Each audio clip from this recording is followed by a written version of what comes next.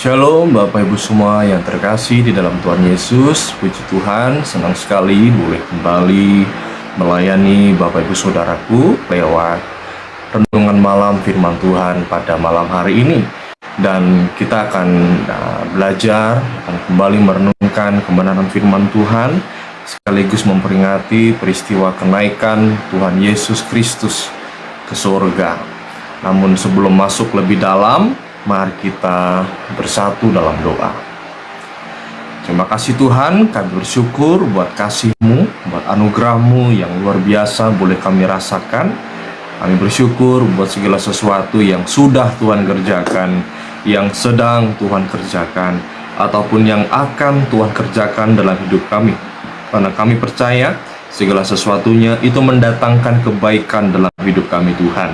Terima kasih Bapa, berbagai aktivitas telah kami lewati sepanjang hari ini, dan kami pun akan kembali belajar, merenungkan kebenaran firman Tuhan ini, dan kami boleh bersama-sama memperingati peristiwa kenaikan Tuhan Yesus kembali ke surga. Kami percaya kenaikan Tuhan membawa pengharapan atas kehidupan kami. Kami semakin diperlengkapi, kami semakin diurapi, dan kami pasti berkati Tuhan. Kami berdoa, hamba berdoa Tuhan buat setiap anak-anak Tuhan yang live, hadir di live malam ini Tuhan, maupun yang menonton video ini. Tuhan berkati setiap hati mereka, Tuhan berkati pikiran mereka Tuhan, agar mereka boleh siap menyiapkan hati mereka menjadi tanah yang subur, siap diberkati dengan kebenaran firman Tuhan. Dan jangan pakai kami hanya menjadi seorang pendengar, tapi pakai kami untuk menjadi pelaku firman Tuhan, agar orang-orang di luar sana boleh melihat kasih Kristus lewat kehidupan kami. Terima kasih Tuhan, terpujilah nama-Mu. Di dalam nama Yesus kami berdoa dan mengucapkan syukur. Haleluya. Amin. Puji Tuhan. Shalom Bapak Ibu semua. Senang sekali boleh kembali melayani Bapak Ibu Saudara. Puji Tuhan. Firman Tuhan kita pada malam hari ini, saya mengambil judulnya adalah kenaikan yang membawa pengharapan. Yesus dari surga turun ke dunia dan kembali naik ke surga untuk menyiapkan tempat bagi saudara dan saya. Puji Tuhan. Ayat firman Tuhan kita pada malam hari ini terambil dalam kitab Kisah Para Rasul pasal yang pertama, ayat yang ke-9 sampai ke-11. Saya bacakan. Demikian firman Tuhan. Sesudah ia mengatakan demikian, terangkatlah ia, disaksikan oleh mereka, dan awan menutupnya dari pandangan mereka.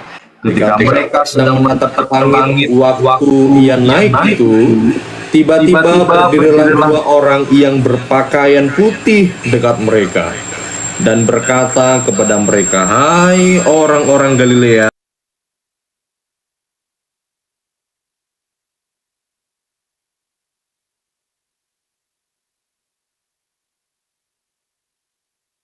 itu bersifat sementara, ada yang kekal Bapak Ibu Saudaraku." Oleh sebab itu Tuhan tahu apa yang menjadi kebutuhan kita yang utama, yaitu tempat tinggal yang kekal. Apapun yang kita punya saat ini, itu tidak ada yang kekal. Itu semua bersifat sementara. Mungkin kebun sawitmu yang berhektar-hektar itu, atau rumahmu yang megah itu, usaha propertimu di mana-mana, itu tidak ada yang kekal. Kalaupun kita menikmati mungkin hanya 60 sampai 70 tahun. Setelah itu tidak ada. Kita sudah kembali, atau mungkin kita sudah dijemput sama Tuhan. Oleh sebab itu Bapak Ibu, yang harus kita fokuskan dalam hidup ini yaitu adalah apa yang akan kita terima nanti di kekekalan. Oleh sebab itu Bapak Ibu Saudara yang dikasihi oleh Tuhan, Tuhan Yesus menjamin secara pasti akan tempat tinggal kita, dan pasti akan digenapi olehnya. Karena Tuhan Yesus sendiri yang akan menyiapkan untuk kita yang setia menanti janji Tuhan. Setiap janji Tuhan itu pasti akan digenapi, Bapak Ibu. Sehebat-hebatnya manusia sekalipun, kita tidak bisa memegang perkataannya. Manusia bisa mengecewakan. Atau mungkin perkataan janji pasangan kita sekalipun tidak bisa kita pegang 100%. Tetapi percayalah, janji Tuhan itu pasti akan digenapi. Kalau Tuhan berkata akan menyiapkan tempat bagi kita, maka segala sesuatunya pasti akan digenapi kepada setiap kita yang setia menanti janji Tuhan. Segala sesuatu yang Tuhan kerjakan, segala sesuatu yang Tuhan janjikan akan pasti tergenapi. Dan pada ayat yang ketiga, dan menjadi kerinduan untuk setiap orang percaya kembali dalam pangkuan Bapa di sorga. Bapak Ibu Saudara dikasih oleh Tuhan, yang menjadi kerinduan kita adalah kembali kepada pangkuan Bapa di sorga. Karena kehidupan yang kekal itu sudah Tuhan jamin atas kehidupan kita yang mengasihi Tuhan, yang hidup di dalam Tuhan. Meninggalkan dunia yang bersifat sementara dan menuju ke tempat yang kekal yang ditujukan kepada setiap kita yang mengasihi Dia. Jadi Bapak Ibu Saudara yang dikasih oleh Tuhan, ketika kita kembali dalam pangkuan Bapa di surga, kita meninggalkan semua penderitaan kita di dunia. Kita sudah mendapatkan tubuh kebangkitan, tubuh kemuliaan. Ya, kalau Bapak Ibu Saudara pernah dengar istilah rapture, Tuhan menjemput kita di awan-awan. Semua orang akan dibangkitkan kembali menggunakan tubuh kemuliaan. Orang yang cacat, ya semua sudah mengenakan tubuh kemuliaan. Dan setiap kita yang hidup di dalam Tuhan akan mengalami pengangkatan, saudaraku. Oleh sebab itu Bapak Ibu yang dikasih oleh Tuhan, kenaikan Tuhan Yesus ini memberikan suatu pengharapan akan hari esok. Memberikan suatu kepastian akan hari esok yang indah. Hidup dalam kekekalan pasti akan digenapi dalam hidup kita. Yang terpenting adalah hidup kita setia menanti janji Tuhan. Setia menanti janji Tuhan. Selanjutnya Bapak Ibu Saudara yang dikasih Tuhan, apa makna kenaikan Tuhan Yesus Kristus ke surga? Yang kedua, saya mencatat Tuhan Yesus naik ke surga untuk mencurahkan Roh Kudus-Nya bagi kita. Yohanes 14 ayat 16-18, demikian firman Tuhan berkata, Aku akan minta kepada Bapa dan Ia akan memberikan kepadamu seorang penolong yang lain, supaya Ia menyertai kamu selama-lamanya, yaitu Roh kebenaran. Dunia tidak dapat menerima Dia, sebab dunia tidak melihat Dia dan tidak mengenal Dia. Tetapi kamu mengenal Dia, sebab Ia menyertai kamu dan akan diam di dalam kamu. Aku tidak akan meninggalkan kamu sebagai yatim piatu. Aku datang kembali kepadamu. Jadi Bapak Ibu yang saudaraku yang dikasih Tuhan, kenaikannya memberikan kita pengharapan bahwa Roh penolong itu hadir dalam hidup kita. Roh penolong di sini dalam bahasa aslinya menggunakan kata parakletos. Roh penolong di sini berarti yang selalu menyertai hidup kita. Roh Kudus, Roh penolong, Roh kebenaran adalah Allah sendiri yang tidak pernah meninggalkan kita. Ya, dan hidup kita akan diperlengkapi oleh Roh Kudus. Setelah peristiwa kenaikan 10 hari yang kita kenal dengan peristiwa Pantekosta. Puji Tuhan Bapak Ibu Saudara dikasih oleh Tuhan, Tuhan Yesus bukan hanya mau kita diperlengkapi oleh Roh Kudus, tetapi juga mengalami kepenuhan Roh Kudus. Bapak Ibu, mungkin ada banyak sekali gereja-gereja yang pro kontra mengenai hal ini, tetapi dengar baik, firman Tuhan berkata bahwa kita akan mengalami kepenuhan Roh Kudus. Ya, penting sekali untuk kita bisa mengalami Roh Kudus dalam hidup kita. Setiap kita yang sungguh-sungguh terima Yesus akan mendapatkan Roh Kudus. Akan tetapi yang menjadi persoalannya, tidak semua orang mau dipimpin oleh Roh Kudus. Bapak yang dikasih oleh Tuhan, mungkin 1-2 kali kita melihat orang-orang yang katanya bertobat, katanya hidup mengasihi Tuhan, tetapi dia masih bisa berbuat dosa. Dia bahkan hidup di dalam dosa.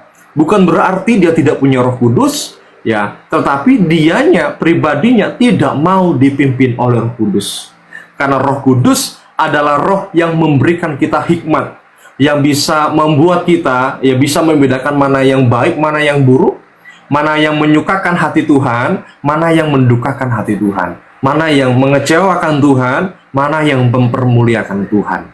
Itu adalah Roh Kudus. Ya, tidak semua orang Kristen mau dipimpin oleh Roh Kudus.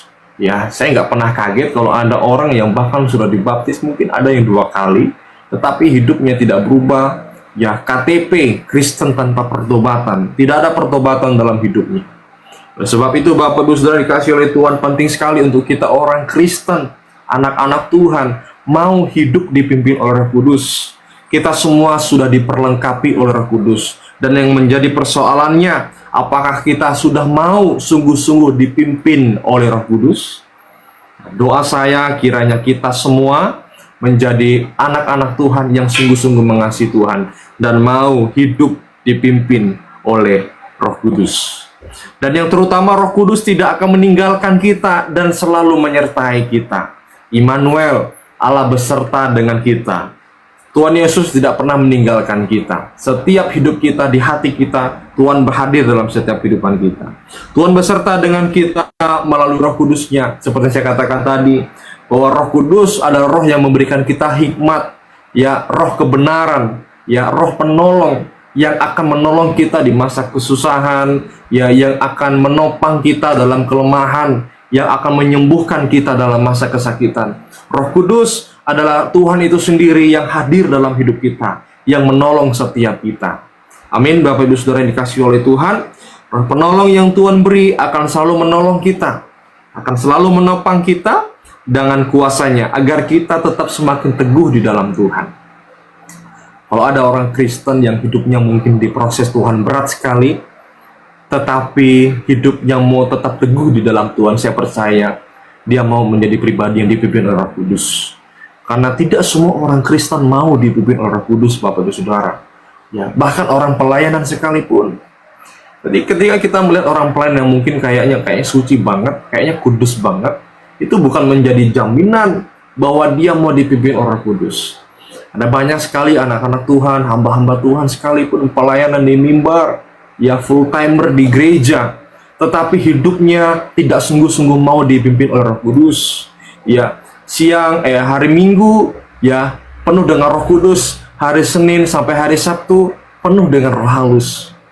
Mungkin hari Minggu di gereja tulus seperti merpati, tetapi ketika di luar gereja menjadi kucing garong. Ya, menjadi kucing garong. Karena tidak semua orang Kristen mau dipimpin oleh Roh Kudus. Dan doa saya kiranya Bapak Ibu semua yang dikasihi Tuhan menjadi pribadi yang mau sungguh-sungguh dipimpin oleh Roh Kudus. Boleh ketik di live chat saudara, katakan saya mau dipimpin oleh Roh Kudus. Puji Tuhan, Bapak Ibu dikasihi oleh Tuhan. Kenaikan Yesus ke surga memberikan pengharapan bahwa hidup kita tidak akan seperti yatim piatu. Ya, Tuhan tidak pernah meninggalkan kita. Tuhan tidak akan membiarkan kita seperti yatim piatu atau terlantar. Bapak Saudara, luntang lantung. Ya, melainkan disertai dengan kuasa Roh Kudus dan akan diterima di surga dengan kasih karunia-Nya yang ajaib. Bapak Ibu yang dikasihi oleh Tuhan, Tuhan Yesus lewat peristiwa kenaikannya akan memberikan kita, ya, roh yang penolong, roh kebenaran yang akan memimpin hidup kita, yang akan memberikan kita hikmat, yang akan memberikan kita jalan keluar.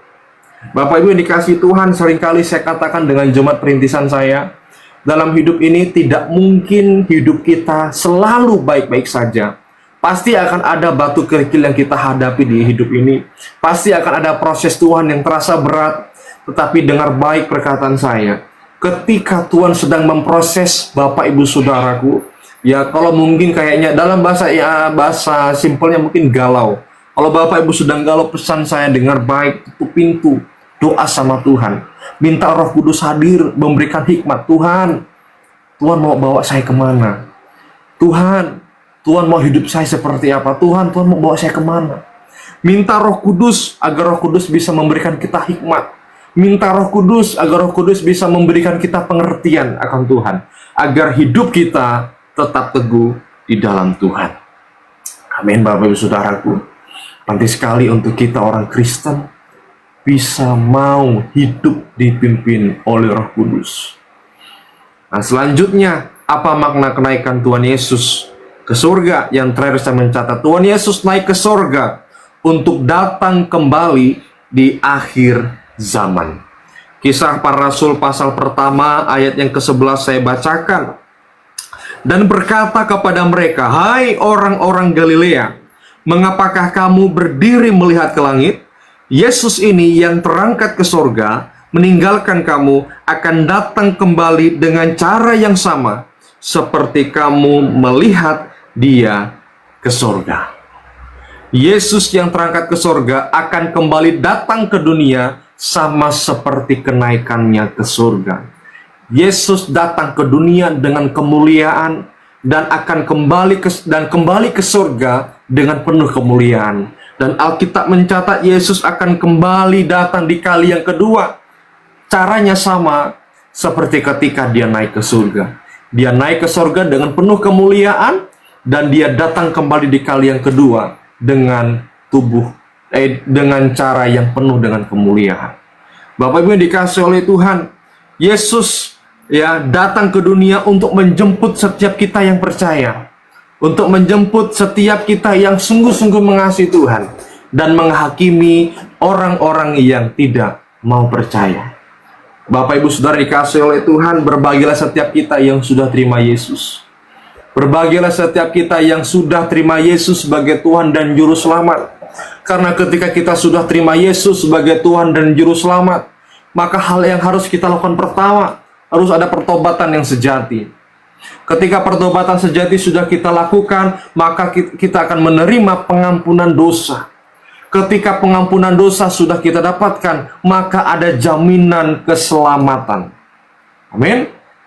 Jadi jangan sampai kita salah kaprah Bapak Ibu. Ada banyak sekali orang Kristen ataupun orang di luar Kristen, mereka salah paham.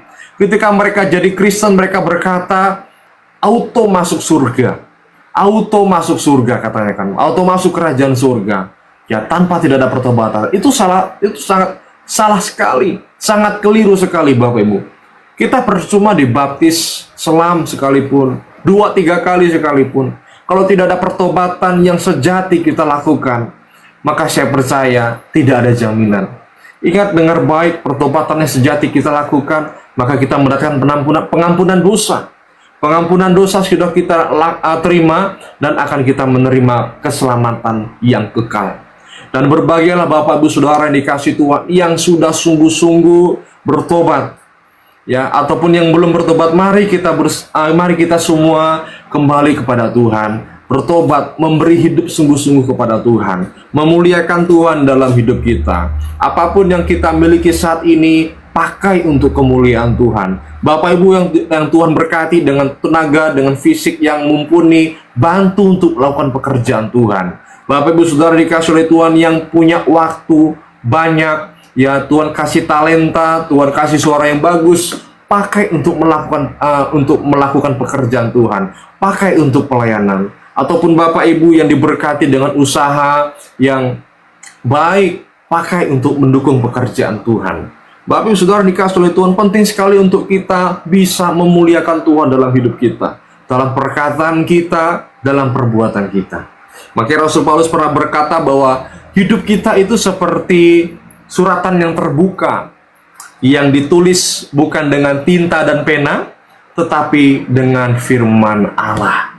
Orang di luar sana menilai Bapak Ibu Saudara Kristen bukan dengan tato salibmu, bukan dengan kalung salibmu yang segede gaban, tetapi lewat perkataanmu, lewat perbuatanmu. Orang Kristen banyak, tetapi yang sungguh-sungguh ikut Tuhan Yesus, itu yang bisa dihitung jari. Makanya jangan heran Bapak Ibu, mungkin ada orang tato salib gede-gede tapi jadi begal. Ada orang pakai baju salib, ya, kalungan salib, tapi masih, seperti kucing garong. Tugas saya bukan menghakimi saudara, tetapi tugas saya untuk mengajak Bapak Ibu, ayo mari kita sungguh-sungguh bertobat kepada Tuhan. Karena ketika kita bertobat, kita sungguh-sungguh hidup di dalam Tuhan, ada jaminan keselamatan yang kita terima. Amin. Dan Tuhan Yesus datang kali yang kedua, datang untuk menghakimi orang yang tidak mau percaya. Orang yang tidak mau percaya. Karena keselamatan yang kekal hanya ada dalam Yesus Kristus Tuhan. Amin. Keselamatan yang kekal hanya ada di dalam nama Yesus. Nabi boleh banyak, agama boleh banyak, kepercayaan boleh banyak, tetapi juru selamat hanya ada di dalam Yesus. Ya, amin. Tokoh-tokoh di dunia, mereka punya tanggal kelahiran, mereka punya tanggal kematian, Tetapi hanya Yesus yang punya tanggal kebangkitan. Tidak ada jaminan keselamatan di luar Yesus. Tidak ada ampun. Berbahagialah saudara yang sudah terima Yesus. Berbahagialah saudara yang sudah terima jaminan keselamatan. Orang dunia boleh menghakimi kita karena kita jadi Kristen. Tetapi dengar baik, bukan kita nanti yang bermain di kemudian hari. Biar Tuhan yang bekerja. Saya nggak pernah pusing dengan perkataan orang, bikin malu Madura, ya, murtad dan lain sebagainya. Yang mungkin kalau kita nilai dengan kemanusiaan mungkin kita sakit hati. Tetapi yang menjadi prinsip saya, lebih baik saya dibenci manusia daripada saya dibenci oleh Tuhan. Lebih baik saya tidak dianggap oleh dunia daripada saya tidak dianggap oleh Tuhan. Sekali lagi saya katakan, mari Bapak Ibu yang belum terima Yesus, Bapak Ibu yang hadir di live di TikTok, di YouTube, bagi setiap Bapak Ibu yang sudah dengar firman Tuhan ini, dengar baik perkataan saya. Agama boleh banyak, kepercayaan boleh banyak, rasul boleh banyak, tetapi juru selamat hanya Yesus Kristus Tuhan. Penting sekali untuk kita bisa memahami ini sungguh-sungguh. Kita minta Roh Kudus memberikan kita hikmat, ya, agar kita tetap teguh di dalam Tuhan. Ada banyak sekali orang-orang yang saya katakan orang-orang gila yang menyerang iman kekristenan tanpa sadar. Mereka memfitnah, ya, mereka memfitnah dengan luar biasa tanpa alasan yang tepat, ya, dengan data yang keliru. Mereka memutarbalikkan kebenaran firman Tuhan. Tetapi Bapak Ibu dengar baik, untuk menegakkan kebenaran itu bukan kita. Tuhan tidak perlu dibela, karena Tuhan sungguh besar. Yang menjadi tugas kita adalah menguatkan diri kita, menguatkan iman kita, agar kita sungguh-sungguh di dalam Tuhan, agar kita teguh di dalam Tuhan. Dan ketika Tuhan Yesus datang di kali yang kedua, Tuhan mendapati kita menjadi hambanya yang setia. Amin. Tuhan mendapati kita menjadi hambanya yang setia. Justru kalau kita orang yang hidup benar-benar di dalam Tuhan, kita nggak akan pernah takut dengan kedatangannya yang kedua. Bahkan itu yang menjadi penantian kita, Bapak Ibu Saudaraku. Itu yang kita nanti-nantikan. Berbahagialah kita yang sungguh-sungguh percaya kepada Yesus, karena keselamatan yang kekal sudah kita terima di dalam Tuhan. Yesus akan datang di kali yang kedua, ya. Di kali yang kedua ini Tuhan Yesus akan datang. Ya, Bapak Ibu dengar baik perkataan saya. Ada banyak sekali orang-orang di luar sana yang tiba-tiba menjadi tukang ramal. Ya, Bapak Ibu, saya waktu kecil ingat sekali tahun 2012, waktu itu saya masih SD. Waktu itu Bapak Ibu pasti tahu deh, ada berita katanya akan ada kiamat tanggal 12 bulan 12 atau bulan Desember 2012. Dan ada cerita lucu Bapak Ibu, dulu di tahun 2012 itu waktu saya masih SD, ya kan? Saya pulang sekolah dan saya sama teman-teman ngomong begini, kami nyeletuk, nanti kita pulang ke rumah, kita langsung tidur aja, ya, biar nanti kalau pas kiamat kita nggak sakit katanya, kita nggak ngalami sakit karena kita ketiduran. Ya, dan itu saya lakukan Bapak Ibu Saudara. Dan apa yang terjadi sampai detik ini Tuhan belum datang. Itu artinya di sisa hidup kita saat ini, Bapak Ibu, ini adalah waktu yang Tuhan beri kepada kita untuk kita mempersiapkan diri sungguh-sungguh. Orang Kristen yang sungguh-sungguh di dalam Tuhan tidak akan pernah takut akan kedatangan Tuhan. Justru itu yang dinanti-nantikan. Justru itulah yang dirindukannya.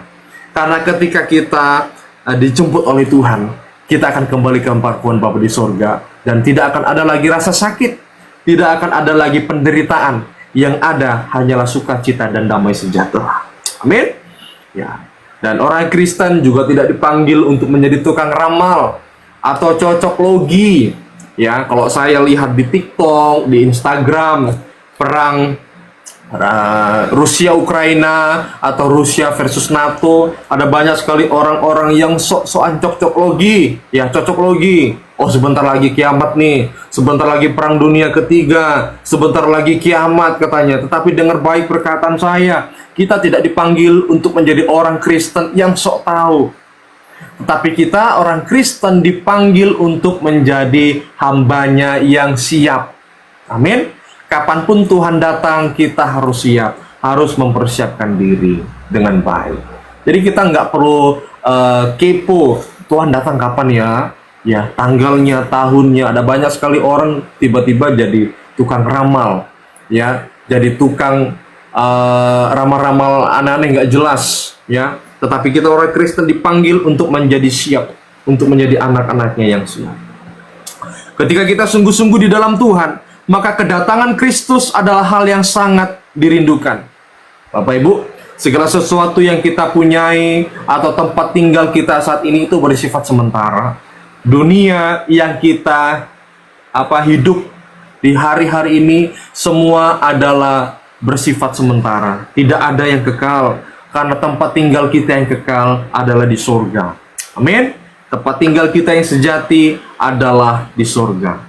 Peristiwa kenaikan Tuhan Yesus Kristus ke surga adalah peristiwa penting bagi kita semua, karena menunjukkan bahwa Ia Maha Kuasa. Yesus dari surga turun ke dunia dengan penuh kemuliaan dan kembali ke surga dengan penuh kemuliaan untuk mempersiapkan tempat bagi saudara dan saya. Dan suatu hari nanti Yesus akan datang di kali yang kedua dengan penuh kemuliaan untuk menjemput setiap kita yang sungguh-sungguh mengasihi Dia. Amin, Bapak Ibu. Kiranya peristiwa kenaikan Tuhan Yesus ke surga ini membuat iman kita semakin teguh di dalam Tuhan, dan semakin membuat kita diperlengkapi oleh Roh Kudus untuk menghadapi hari-hari yang jahat ini. Dengar baik perkataan saya, Bapak Ibu. Di zaman-zaman sekarang ini akan ada banyak sekali orang-orang yang gencar menyerang iman kekristenan. Gak usah jauh-jauh, di live chat di TikTok Bapak Ibu boleh perhatikan. Ada banyak sekali orang-orang yang menyerang iman kekristenan. Saya berdoa kiranya kita semua tetap teguh di dalam Tuhan. Lebih baik kita dibenci manusia daripada kita dibenci sama Tuhan.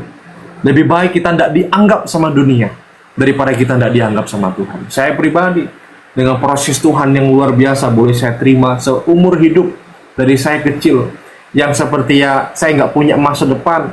Pelan-pelan Tuhan pulihkan, Tuhan ubahkan saya semakin serupa dengan Tuhan.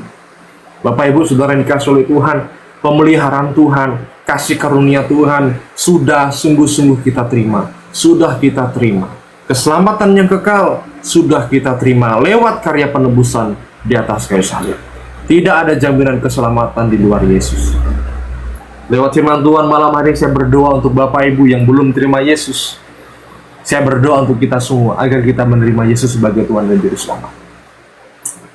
Juru selamat hanya ada di dalam Yesus. Agama boleh banyak, nabi boleh banyak, ajaran keagamaan boleh banyak, tetapi juru selamat hanya ada di dalam Yesus. Tetap berbuat baik untuk orang sekitarmu, terus jadi berkat, jadilah terang dan garam. Orang di luar sana menilai kita Kristen bukan karena kalung salib kita, tetapi lewat perkataan kita, lewat hidup kita memuliakan Tuhan. Bapak Ibu, mari kita bersatu dalam doa. Bapa di surga, terima kasih kami berdoa, bersyukur buat kasih dan anugerah-Mu yang luar biasa kami terima Tuhan. Kami boleh belajar malam hari ini, kami boleh kembali merenungkan kebenaran firman Tuhan ini, bahwa peristiwa kenaikan Tuhan Yesus ke surga itu semakin memperlengkapi kami, itu semakin mengubahkan kami, semakin meneguhkan hidup kami Tuhan, di dalam Tuhan. Dalam hari-hari yang jahat ini Tuhan, ada banyak sekali anak-anak Tuhan yang belum sungguh-sungguh bertobat, belum sungguh-sungguh terima Yesus sebagai Tuhan dan Juru Selamat. Tetapi pada malam hari ini Tuhan, hamba mau berdoa, menyerahkan kehidupan mereka. Bila Tuhan boleh bekerja dalam hidup mereka, Tuhan berkati setiap pergumulan mereka. Mungkin mereka yang saat ini sedang takut-takut untuk memeluk kekristenan, kami berdoa bila Roh Kudus boleh hadir, boleh meneguhkan iman mereka, agar mereka tetap sungguh-sungguh di dalam Tuhan, tetap setia kepadamu ya Tuhan. Kamu juga berdoa Tuhan untuk bangsa kami. Kami berdoa untuk Bapak Presiden Prabowo, untuk Bapak Wapres, Bapak Gibran Raka Buming Raka. Kamu juga berdoa untuk segala kabinet menteri. Tuhan tempatkan anak-anak Tuhan di sana untuk menjadi saluran berkat. Tuhan berkati pemimpin-pemimpin kami Tuhan. Program-program pemerintahan Tuhan berkati, semuanya biarlah mereka boleh menjadi sarana untuk mensejahterakan masyarakat Indonesia Tuhan. Kamu berdoa Tuhan untuk semua gereja-gereja, apapun yang menjadi pergumulan gereja-gerejamu Tuhan, Tuhan berkati. Memberkati semua hamba-hamba Tuhan, pendeta-pendeta penginjil, misionaris, dimanapun Tuhan tempatkan mereka. Bila mereka semakin teguh di dalam Tuhan, melewati, menghadapi tantangan dalam pelayanan, dalam segala apapun itu tantangan, Tuhan berkati mereka, sehingga mereka boleh semakin teguh di dalam Tuhan, dan terus teguh di dalam pelayanan. Terima kasih Bapa, kami serahkan hidup kami sepanjang malam hari ini ke dalam tangan kasih-Mu. Di dalam nama Yesus Kristus Tuhan dan Juru Selamat kami berdoa dan mengucapkan syukur. Haleluya, haleluya. Amin. Puji Tuhan Bapak Ibu, terima kasih Bapak Ibu yang di YouTube. Kalau mau terus tanya jawab dan sebagainya, boleh nanti di TikTok. Dan untuk di YouTube saya tutup dulu. Sekian video renungan kita pada malam hari ini. Nantikan terus video terbaru dari kami. Bagi Bapak Ibu yang diberkati dengan kebenaran firman Tuhan ini, boleh di-share sebanyak-banyaknya kepada teman, kolega, keluarga, Bapak Ibu Saudara, agar pemberitaan Injil semakin luas tersebar secara leluasa. Terima kasih. Salam setong dari dalam Kristus Yesus. Tuhan Yesus memberkati kita semua. Shalom.